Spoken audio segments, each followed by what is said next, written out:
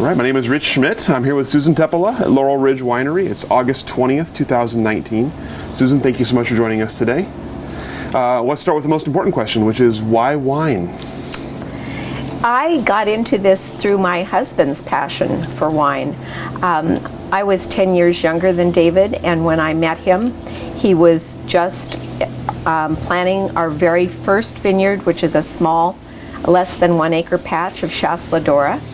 And I had grown up in an agricultural family. We had a small farm in Central Oregon. Mm-hmm. We have a large cattle ranch in Eastern Oregon, in Joseph.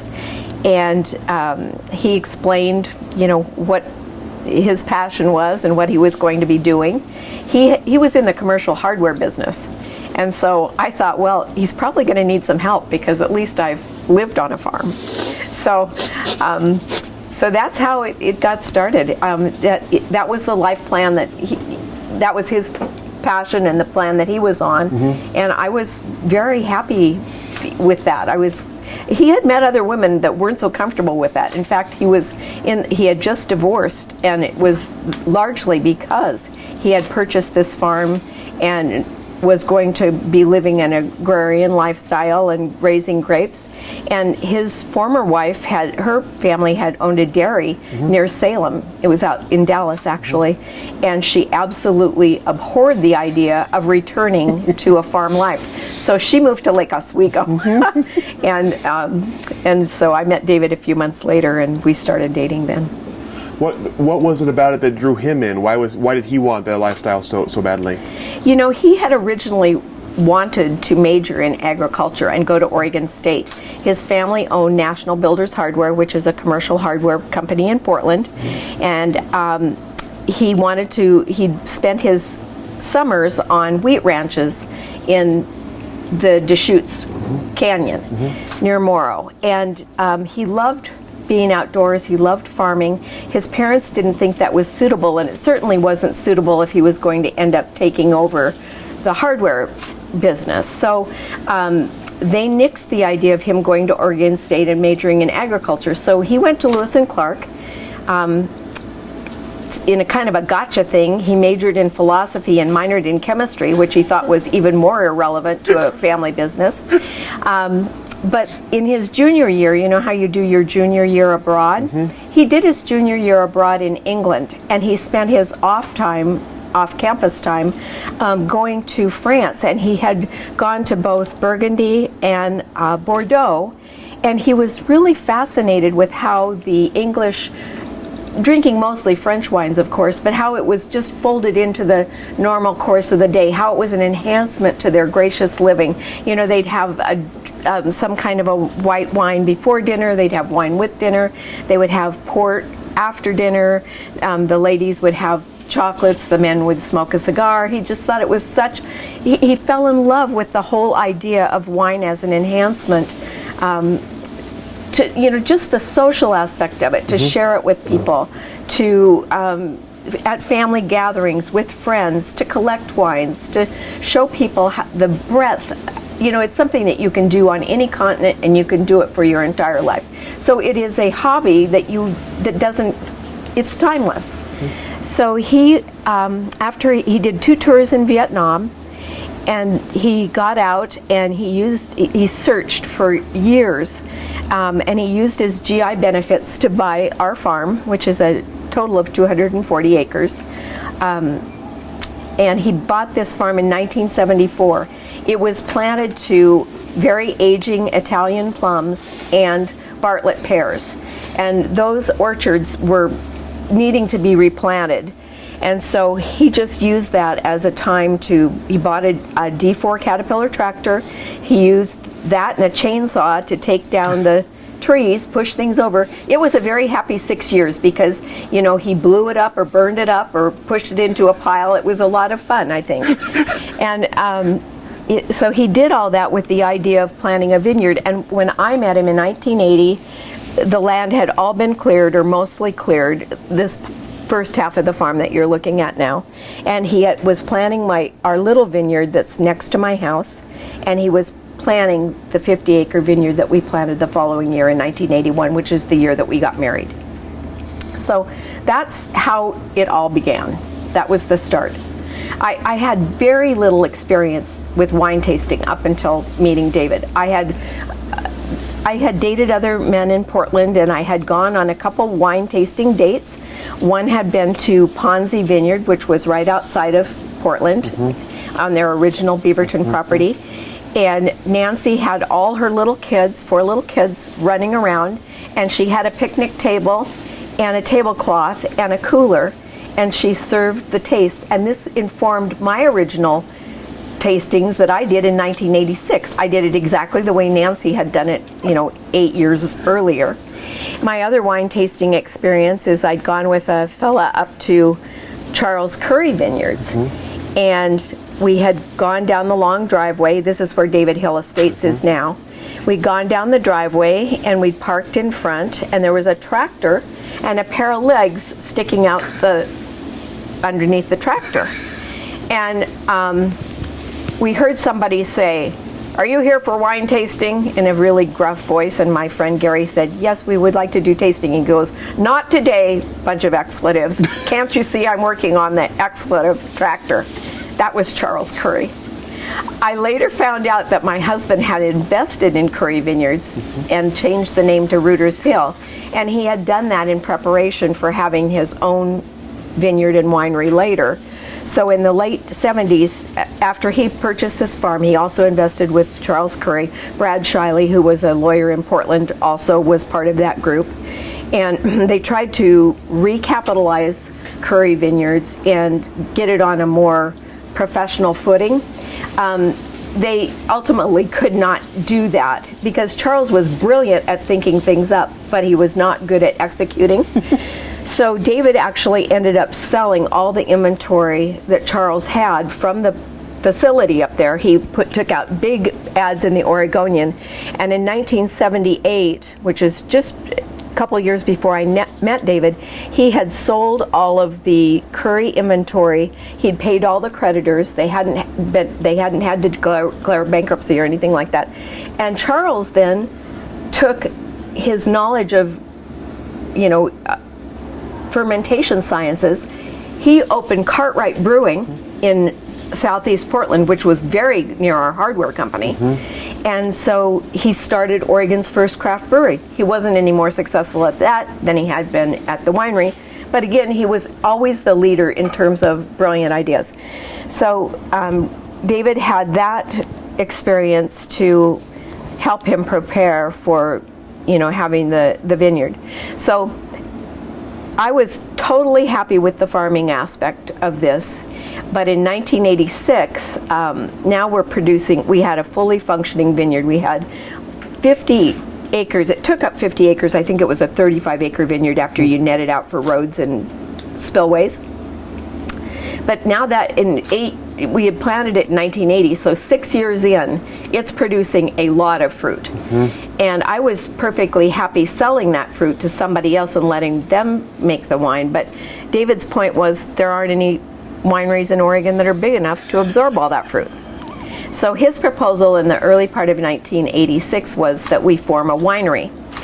And I was completely against this. For one thing, I was pregnant with Kira, who's our sales and marketing manager. She's inside now, and interestingly enough, now she's pregnant. But anyway, so life rolls on. But I was pregnant. I didn't want to do it. The people that he was talking to, Helmut and Lila Wetzel, that owned Chateau Bianca. They were just closing out their cabinet business in Anchorage, and they were dear friends of David, and they had been fabulous customers of National Builders Hardware. So he was talking to Helmut and Lila Wetzel about becoming partners. Mike and Kay Dowsett owned the Currie property. They'd bought it from the bank. And David was helping Mike Dowsett, who was the city attorney for the city of Beaverton. He was helping Mike and Kay run the vineyard over there, so they were proposed to be partners. So in June of 1986, we met at Mike and Kay's for the final determination, because harvest was going to be in September or October, and it's already June, so we needed a decision. So we went to dinner with Mike and Kay and Helmut and Lilo, And the proposal was that each of the three families would put in $75,000, and together we would capitalize a winery, and our first crush would be 1986. So I was quite pregnant. I was 6 months pregnant at that point, and I said, could I speak to my husband for a moment? So we went over and sat in a little leather couch, which he later had to pull me out of, but anyway. So I go, I was a lawyer. I was practicing law in Portland. I said, this isn't enough money. You cannot start a coffee stand with this amount of money. I mean, honestly, we're going to lose our money. We'll lose our friends' money, which means we'll probably lose our friends. This is not a good idea, and I really don't want to do this. And he looked at me like in the eyes, and he said, I understand. So we went back to the table, and Mike Dowsett said, so what do you guys want to do? And David goes, we're in. My head whipped around so fast, I think I got a neck injury. I was stunned. And he said, and she's taking a leave of absence so she can do all the legal work. And he hands me my file, his file. And so by July 17th of 1986, I'd incorporated us. I got us a federal permit. I got us a state permit. So basically in 6 weeks, I did a year's worth of legal work because I was taking time off. I don't know how you consider that time off. But anyway, so that was our inauspicious beginning as a winery. I think by September we were already out of money. Our first tank was a retired dairy tank. Remember that the federal government put several dairies out of business because they thought we had too many. And in Tillamook there was a lateral, is that right? A horizontal tank, but it was stainless steel. I mean, it had the ports and places where you hook up hoses and things like that. So it could function easily as a wine tank, but it wasn't a natural, But that was our first wine tank. I don't remember where we got the barrels. I don't remember how we got a forklift. I don't even remember how we did all that. But within the next couple years, our partners saw the handwriting on the wall. This was really hadn't been a very good idea from the beginning. So we bought out our partners for their original investments, and David and I then had all the shares in Laurel Ridge and went on from there, brick by brick by brick by brick, little bit at a time. Amazing. It has been an amazing. It's been an amazing ride. It's remarkable what you can do. If you have your eye on a single thing, and every step you take is towards that ultimate goal. So I want to back up for a minute to talking about the original vineyard, not the 50-acre vineyard that you planted. So tell me about the process of planting that vineyard and what your role was in that, and how you were finding plant materials and how you were learning how to grow grapes, and kind of diving in at the very beginning of that. So David was most of the way through that process when I met him. He had hired Mark Benoit, that's Fred and Mary's oldest son, and Mark is deceased now. But Mark had graduated from UC Davis, I believe, in viticulture, and I think that we were his first contract. So he was all of 23 years old or something like that. And the grapes that we chose, or David chose to plant, were Sauvignon Blanc, Riesling, and Pinot Noir. And I think it was Wadensville. I think the vineyard was entirely Wadensville, although I'm not sure. And I don't know if there's any way to reconstitute, to come up with that data. The vineyard was laid out with string, men and string, the old-fashioned way. And David was always upset that he didn't think it turned out to be a true north-south orientation, which is what he wanted. Which is kind of funny. But David, somewhere along the line, he and his brother Mark, who had a very small vineyard over 800 feet on the top of Chehalem Mountain off Bell Road, somehow he and David and Mark had taken a class. I don't think Chemeketa had viticulture yet, but someplace along there, there was a master gardener something or something.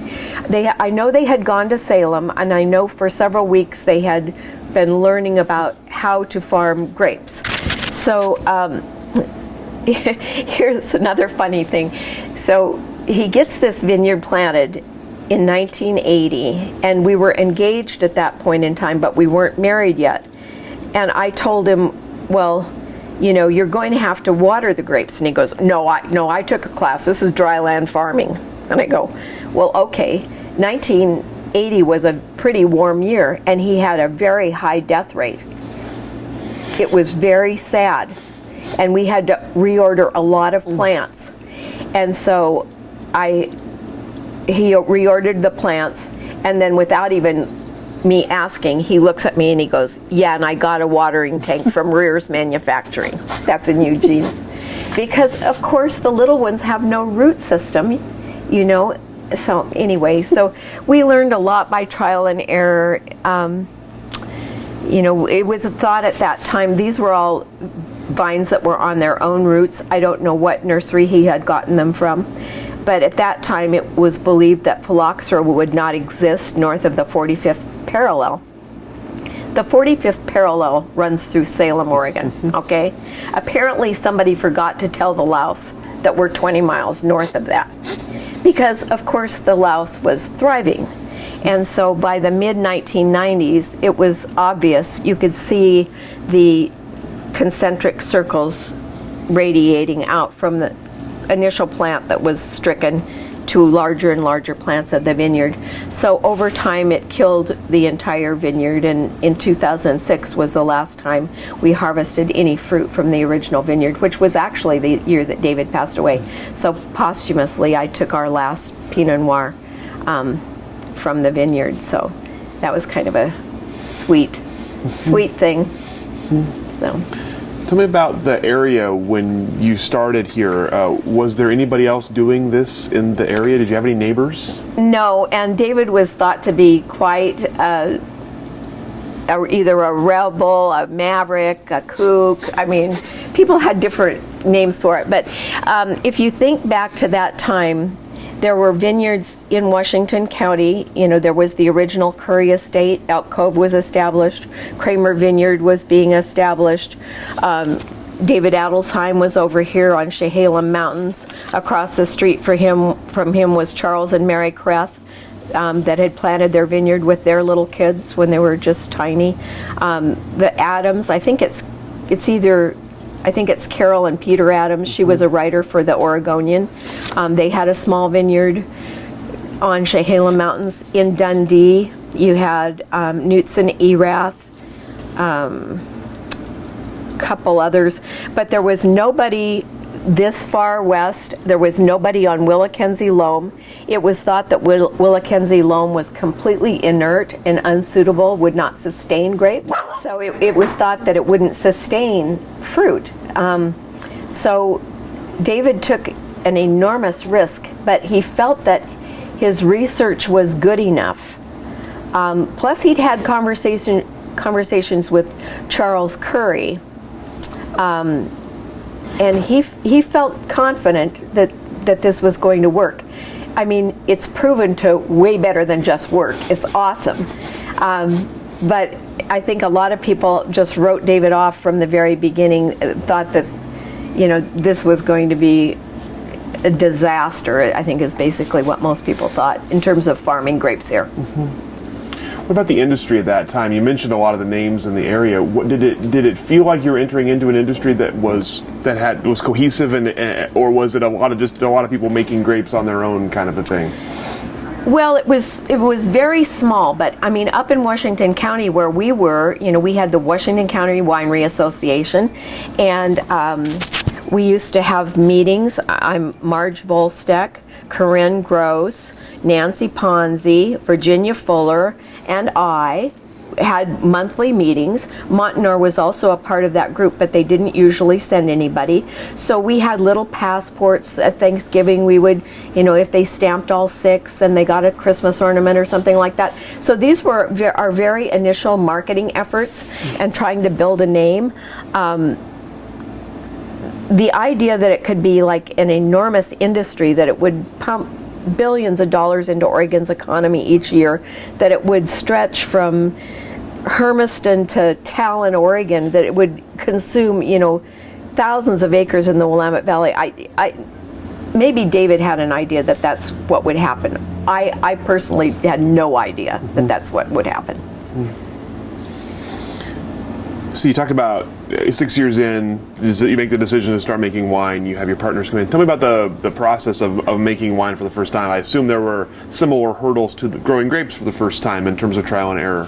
You know, our initial winemaker was Rich Schmidt. And I don't know how Rich pulled that off, to tell you the truth, and maybe he remembers more about it than I do. By that point in time, by the time we actually crushed, I'd had a baby on September 27th, so I was kind of out of the loop. I do remember certain things about that. I remember that we harvested the Gewürztraminer up there, and we hooked up a bunch of hoses, and we were trying to get it into some vessel, and I remember that there was a leak in the hose, and we kept putting a tumbler underneath there, you know, and we were basically just drinking the must, which was awesome. You know, it was delicious. So I do remember how rinky-dink it was. You know, it was crazy rinky-dink, but we made wine. We made sparkling wine, which was Rich's specialty. So how we did that, I don't know. I don't know. And then what about selling it once you had made it? I assume that was also a challenge. Oh, so yeah, then 1987 rolls around and we have wine in the bottle. So this is when I drew on my experience with Nancy Ponzi. I had a little baby in the thing that, you know, rocks back and forth. So we got a picnic table, we got a cooler. I've got the baby in the deal so I can tap her with the foot. And I put out my array. We had Gewürztraminer, Riesling, Pinot Noir, and we hadn't disgorged any sparkling wine yet. It was still in Tourage. And I think I had one more thing. I think I had 4. I wish I could find these notes because I opened up my tasters. So I had a little money box, and I started with like $100 in there. And I opened up my tasters and I subtracted that, and then I added my sales. And after adding my sales and subtracting my tasters, my net for the day would be like $5.06. it was, but I made it balance. You know, it balanced to the penny. So, you know, I'd be there all day, and we started in June of 1987. So Currie was 9 months old when we started. And, you know, people were used to that driveway. They were used to coming to what had been Currie Vineyards and then Reuter's Hill. So people knew of it. And I would get some guests, and I would get sales from guests and stuff, but I never charged for my time. In fact, this is true to this day. I've never been paid for an hour's worth of work for Laurel Ridge Winery.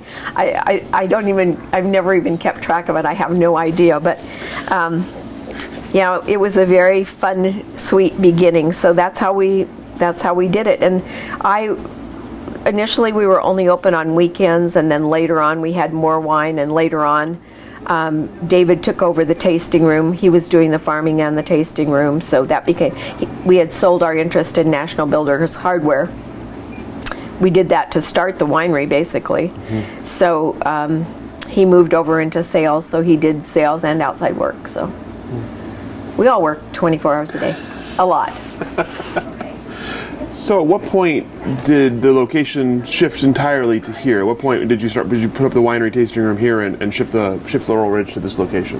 So in 1999, by then Mike and Kay had sold the property, and the purchasers were the Stoyanovs, Milan and Jean Stoyanov, mm-hmm. and I believe they still own it. Mm-hmm. So initially we thought that we were going to sell the winery to them, but ultimately we didn't. So we left for a vacation the first part of June of 1999, and we were in Europe for a couple weeks with the kids.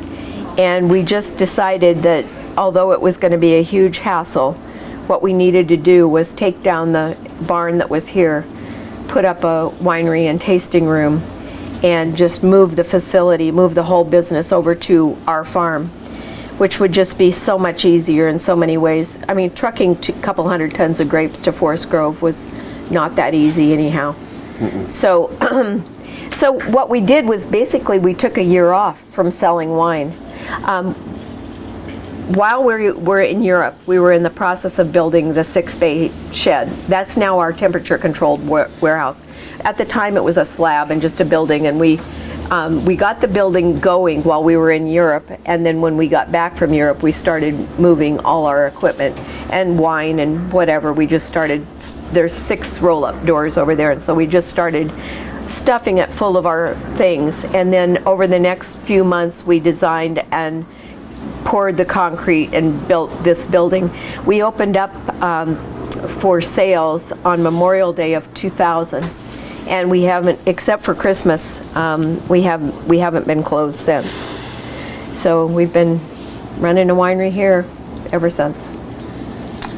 So your initial role in the winery, of course, was for your legal guidance and expertise. What as it evolved, what was your role in the business, and how did that sort of change over the years?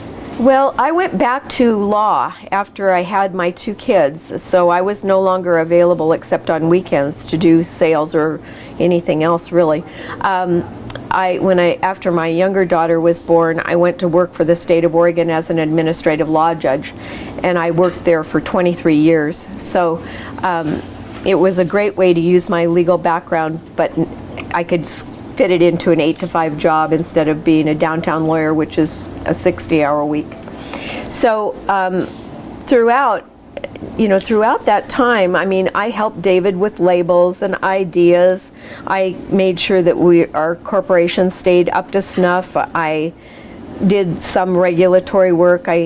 Label approval and some things like that. But I really was like a drop-in, drop-out kind of person, because, I mean, except for special projects, it was really David's full-time job. Mm-hmm.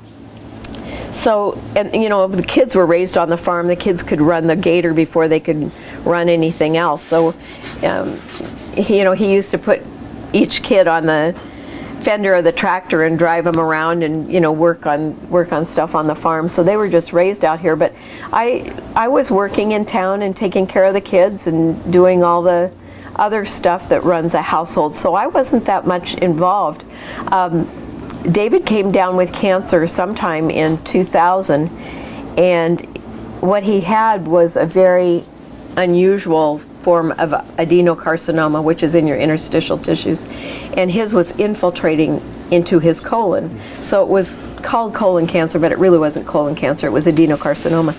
So he had courses of chemotherapy and he had surgeries and things like that.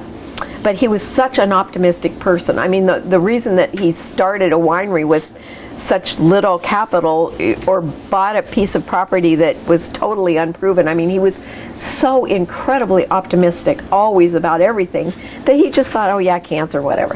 So his cancer returned in the fall of 2005, and now it really wasn't in a situation where it was beatable. And so over Christmas, he was in the hospital at OHSU, so I was going back and forth. And we brought him home on hospice.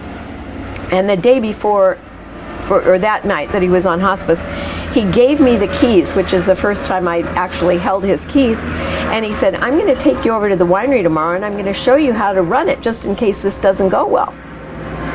He was on hospice, so I didn't think it was really going all that well. So I said, that would be great, and if you would show me what to do. And he passed away about an hour later. So I thought, well, I didn't get my training. So I actually, when I could get the courage up a few days later, I came over and I sat down at his desk, and I thought, I did have his keys in my hand, and I thought, I bet you answer the phone. You probably have to get the mail. I just started with the basics. I looked through his drawers and I saw what was in there, and I just started where I could, and put one foot in front of the other and just let, he did it. It's obviously doable. So I think when he passed away, he had about $837 in his personal checking account, and there was about a little more than $2,000 in the business account. So he had told me that if I couldn't do it, it was okay, and he gave me, he said that he had sold a certain amount of gallonage of Pinot Noir to Willamette Valley Vineyards, and that Forrest would come and get it. Forrest has now passed away of cancer. David was within $10. He knew exactly how many gallons he had back there. Forrest put a gallon meter on it, and it was just absolutely perfect. David knew everything that was in there. So he had told me to go through with that contract, sell off the rest of the bulk wine, do this, that, and the other thing. You know, sell the inventory the same way that he had sold the Charles Currie inventory. Don't go bankrupt, because that'll screw everything up. And then get to the bottom of everything, and then sell the farm. And I told him, well, you know, if you want me to do that, I'll do that. I had no intention of doing that, really. You know, I was going to, as a last ditch thing, yes, I would have. But I mean, honestly, that was not my first strategy. I was just gonna, you know, pretend that I could do it and see what happened. And so what did happen? You know, it's been fantastic. It's been awesome. The business has grown. One of my kids is here full time. My nephew is our winemaker. The business has grown. We've replanted our vineyards. We've got, you know, the future looks great. Mm-hmm. Super exciting to see another generation of people get excited about wine. And now maybe even another generation after that. Incredible. Let's talk about that aspect of it, about the kind of raising the family on and around and through the business. Did you have an idea in the beginning that it might continue on as a family business? We always thought that it might, but David and his brother had basically been arm twisted into taking over their parents' business. Mm-hmm. They bought their parents out at pretty favorable terms, but still they'd had to buy the business. Mm-hmm. And I think David was a natural in the hardware business. He was very mechanical. They had 18,000 line items, and he could have probably used every one of them. He knew every screw, every piece of equipment. He had his own wood shop. He could operate table saws and all that kind of stuff. I think it was less natural for his brother Mark, but because they'd been made to do it, it had lost some of its luster for both of them. Mm-hmm. And so we were in a position where we wanted to set something up so it was possible, but we certainly didn't want to expect that our kids would do that. We wanted to raise them as best as we could in a rural environment and, you know, give them the benefit of living outside and having animals and, you know, making mud pies and all that kind of stuff, you know. It's kind of how I was raised, so a very wholesome childhood is what we wanted for them. And if they took to it, it would be a gift, but we didn't expect it of them. And it took a long time for that to actually come to fruition.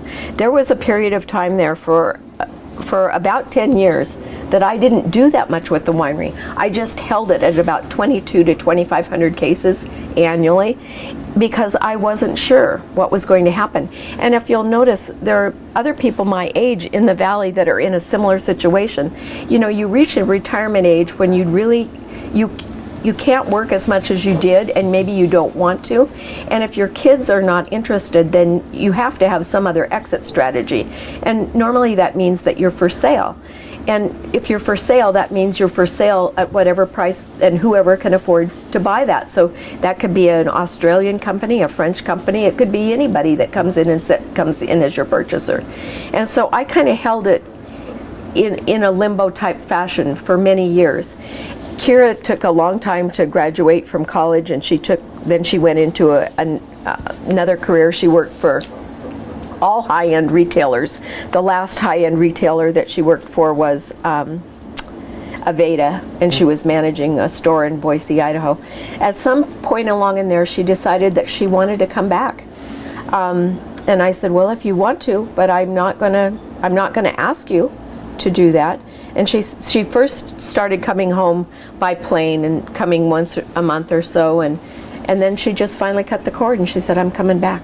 So, and from there I said, well, okay, if you're in, then I'm all in. So my last year that I was still working, or within the last year or two, that's when I refinanced the business, got the development loan, replanted the vineyard. I said, okay, we're going to go all in then.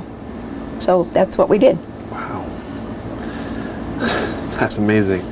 I wanted to back up for a second. There was a question I meant to ask earlier about David as a winemaker. So you came in with a little bit of knowledge, but clearly had to grow as a winemaker in order to make it. So tell me about that kind of process of him learning how to make wine and improving on that as he was developing the business. Well, it was kind of funny. This is where his degree in philosophy and minor in chemistry really came in handy. Whoever thought that there would be a natural pairing, but it worked out perfectly. So he never really trusted his knowledge of chemistry and enology to do it entirely on his own. I think my nephew is our 8th or 9th winemaker. We started with Rich Cushman. We had Paul Gates, Pascal Valadier, Jason Bull, Margaret, a lady from Australia whose name I can't remember. Anyway, it goes on. And our current winemaker is Eric Ertl, who is my middle nephew, my brother's middle son. David, however, was so knowledgeable about the chemistry that he was a good pair, a good sous chef for the winemaker. So he was able to run the winery usually with the winemaker and him, and maybe in the fall add a few people to go through crush. But he was physically very strong, and so it was like a two-man crew, and he did that the entire time up until his passing. He and the winemaker ran the show, and then David would work in the back in the morning, and then he'd come out and run the tasting room in the afternoon. There was a couple in here a few days ago that remember David. We still get people who don't know that he's passed, that visited us from some faraway place and expect to see his little smiling face back there. We say, well, unfortunately, we think he's still in the building. We still feel his presence, but we say, well, unfortunately, physically, he's not here. So that's sad. Yeah, it's amazing they remember him though, and he made an impression on people. Right? He did. So you're kind of an inauspicious start into the wine industry. You're not enough capital. You kind of lost your partners early on. Tell me at what point you felt like you had made it, like Laurel Ridge was a thing that was here to stay, that you could kind of feel comfortable in the business. Ask me that in 5 years. We haven't gotten there yet. We're still getting there. I mean, we're obviously in much better shape, and we're secure, but I don't really feel that we have quite gotten there yet. I feel that there are a few more bricks that I need to add to that chimney before I can say, okay. And that's why I'm still holding on as tightly. That's why I'm still working every day. I don't want to turn it over until I know it's something that they are not going to have to be as stressed out about as their dad and I was. I don't know what the proper word there is. As you look back, what are some of the most memorable moments here, or some of the moments you look back on with the most pride? It's just, it is such a joy to have your family and friends return. It's such a validation to say, hey, I had my family for Christmas and we served Laurel Ridge. It's just awesome to be a part of people's lives. I'm very proud of that. It's, I feel the same as if I baked a batch of cookies for my neighbor to take over to their house. I've made you something and you're enjoying it. And it's a thrill to do that. The other thing is to be a part of the economy and to watch our business grow is kind of fun. I proposed yesterday that we have a Laurel Ridge parade because we used to have no equipment. But I said, we've got 2 tractors, we've got 2 forklifts, we've got 2 pickups, we've got a delivery van, we have a ride-on lawnmower, we have a Gator, we have a Polaris. If we just drove around all the motorized things that we have now, it's amazing. We've created a little empire. It's so fun to have started with absolutely nothing and to now have all these, just looking at our pumps and hoses and all our barrels, and it's amazing to have created a little empire. And we know we're an important part of the economy now. We're giving people a lifestyle, a place to work, something to come to. We know that we're playing our part in people's lives. It's very rewarding.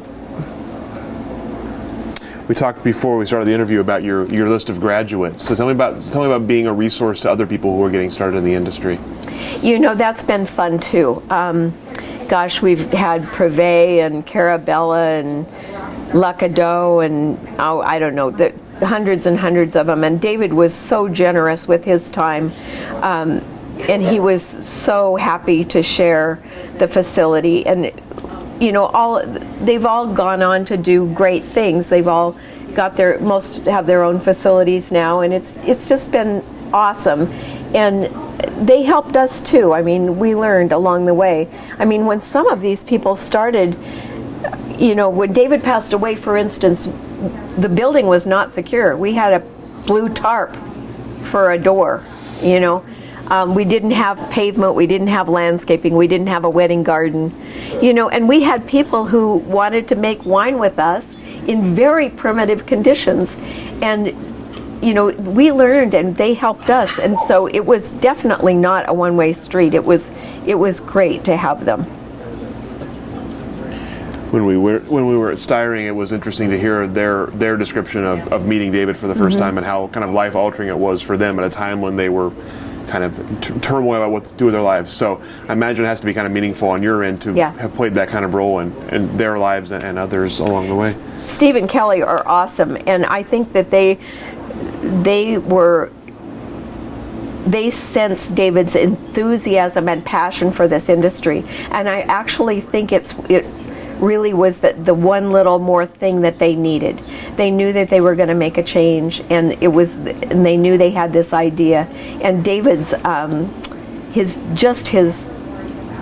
his belief that this will work, it's good, you could make it happen. His sense of that, I think, really helped them get over the hump, and they've done a great job. Mm-hmm. Absolutely. So we mentioned earlier that you moved into a place that was you didn't have any wine or grape neighbors here. So tell me about watching the area around grow up in this area and some of the changes you've seen. It's amazing. I sometimes worry because I wonder if people are planting on too marginal a soil or on an aspect that's probably not that great. I do worry that it may have become somewhat, like a popular thing to do, but on the other hand, I look at some awesome vineyards. I drive by awesome vineyards every day as I'm running errands, and I'm amazed at the number of vineyards that I see. Very, very successful, and the quality of the fruit and the quality of the winemaking that's going into that, the whole industry has blossomed. I think probably in the beginning, a lot of the wines that were served were probably commercially flawed and probably didn't really deserve to be sold, but it was such a new industry, people wanted to say they had an Oregon wine. But now these wines stand up to anything in the world. These wines are excellent wines. So I think the industry should be incredibly proud of itself. I don't know how much bigger it will get. I really don't know what will happen. So, as you look towards the future, do you have concerns? Are you optimistic? Are you pessimistic? Are there things that on the horizon that you're worried about, or do you think it's a pretty bright future? I think it's a bright future for Laurel Ridge and for most of the industry. Wine is a healthy component. It's a component of a healthy life, and there are markets, there are people that have not been able to enjoy or experience this, and I think that as we get good trading partners and export wines and import wines and things like that, I think more and more people will be able to experience the joy of Oregon wines. So I'm thinking that we're good long term. You mentioned a couple more bricks in the chimney here at Laurel Ridge before you feel comfortable turning it over. What do you see as you look ahead here for Laurel Ridge? What do you have a timeline in mind for when you can kind of hand the keys over? No, because our original timeline, I wanted to get to a 5,000 case winery, 5,000 cases sold.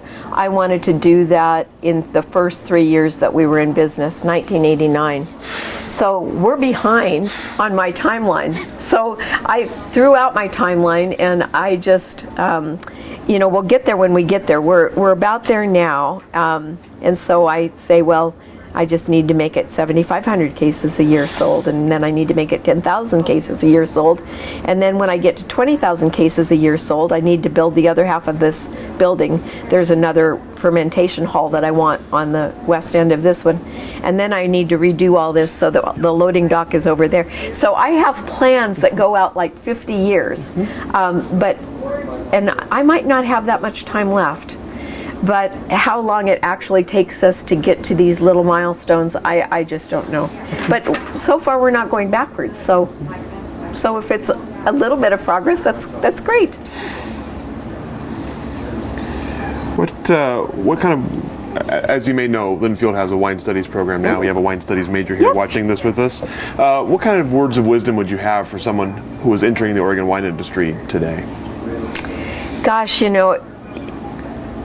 the best thing to do is to just get started in it somewhere, because the industry is so vast. You could go from any place, like a very technical position. You could work in someone's lab and basically be a scientist, all the way through, being the social media person, specializing in just, taking the pictures and getting it out on Instagram and doing that. There's so many aspects to the business, but the basic thing is to just get in and get started, and then see what you like about it. And then if you need some training because you're going to do that, or you need enology or viticulture. Viticulture is my passion. I don't ride the tractor, but I'm really, planning the vineyard and figuring out how you can't make good wine out of crappy grapes. So figuring that whole aspect out. So if you like the aspect of farming, but you got to get in and get started, and then you can figure out where you best fit in. Like that. So that's all the questions that I have for you, Susan. Is there anything? This has been fun. Is there anything I should have asked that I didn't? Anything we didn't cover that we should have covered? No, I think you're pretty comprehensive. Okay. Well, thank you so much for your time, for my your answers, pleasure. for all your great stories, and your great advice at the end there. We'll go ahead and let you off the hook. Okay, thank you.